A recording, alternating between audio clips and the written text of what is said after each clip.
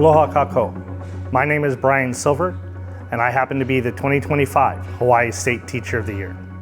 You're here joining me at Kalani High School, where I've taught for the last 26 years. In my lab with all kinds of activity that are happening all the time, no matter what time of the day we're at.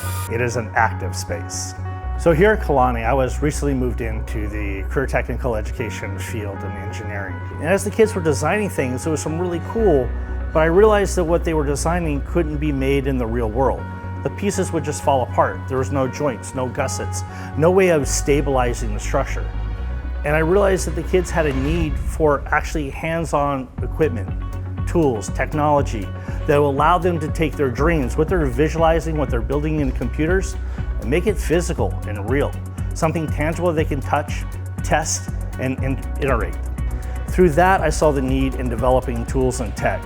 And I started off small. I picked up one thing at a time. We picked up a 3D printer, then we picked up a second one, wrote a grant for a third one, added laser engravers, added power tools, but one piece of equipment at a time. And it was through that students can start to build and realizing their dreams, seeing what they could possibly do, and then that built more capacity and more desire. And then my engineering program kind of grew from there. And then that led us into another phenomenon, is that we were getting tools here, and we were having access to really neat technology here, but not all the students were having access to technology. So how are we going to do that? How are we going to get other students involved with tech? How do we get exposure to them?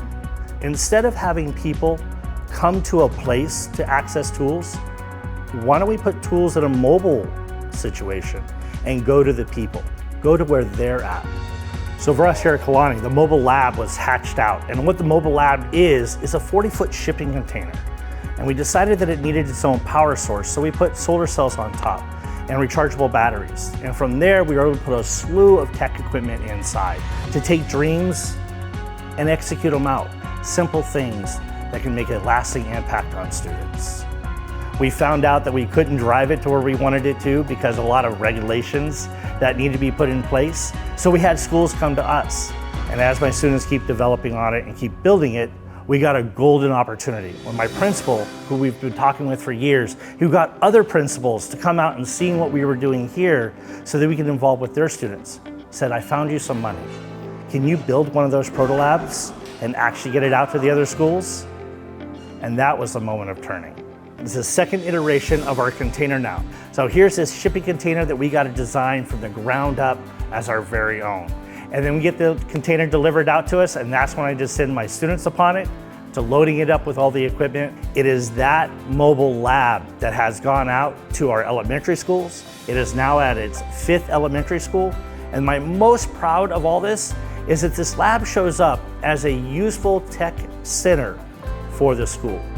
It's there for the entire semester.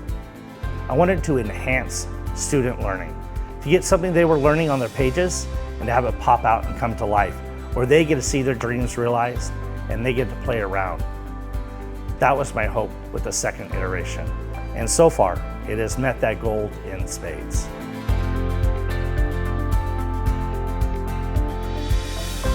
Finding the space to do all this is always a challenge, no matter what school you happen to be at. Being creative and looking for those spaces, that's where you've got to really take the time to look at it. First time you look at something, it may not seem like it is, but take the chance. Remember, you don't have to start with everything all at once. I started off with a very small little closet room, and from there I was able to push out and get a little bit bigger closet. There are opportunities. See what you can find. Start small and build from there.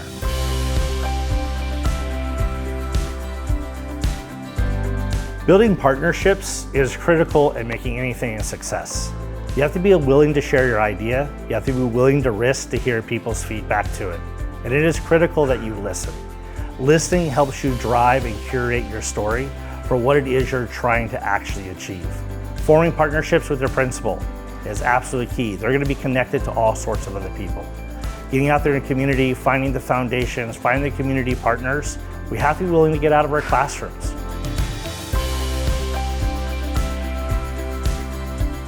Advice for managing the classroom, get student help. What I call in my classrooms project managers. I give my students the authority to plan something out. And a lot of times my students will volunteer, but we also make sure that every student gets a chance to be a project manager. Their roles and responsibility, they're the person I get to work with, and then from them, they have to communicate with their peers to decide what's going to happen. I make them design curriculum that they actually deliver and teach to other teachers. Because when this lab goes out to another school, we are faced with the dilemma that we need to train the staff at that school. And it can't just come from me. It comes from my students. And I can't think of a better thing to do than giving agency and empowerment to students to have confidence in the world they move around. I think the mobile lab has had an enormous impact on our students. The schools often ask me, do you have to take it away so soon? Can you leave it over Christmas a little bit longer? Can it stay here during the summer? We would love to have access a little longer. And they're looking forward to having it come back. We've had other islands reach out to us and other nonprofits looking at how they can develop something similar in their area, from Hilo to Kauai. And we're hoping that we actually get a few of those containers built out in those locations.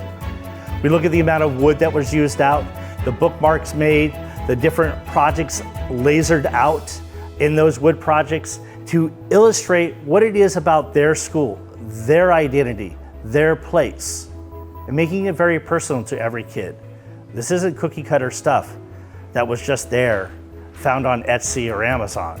This is what they made from their mind and their imaginations.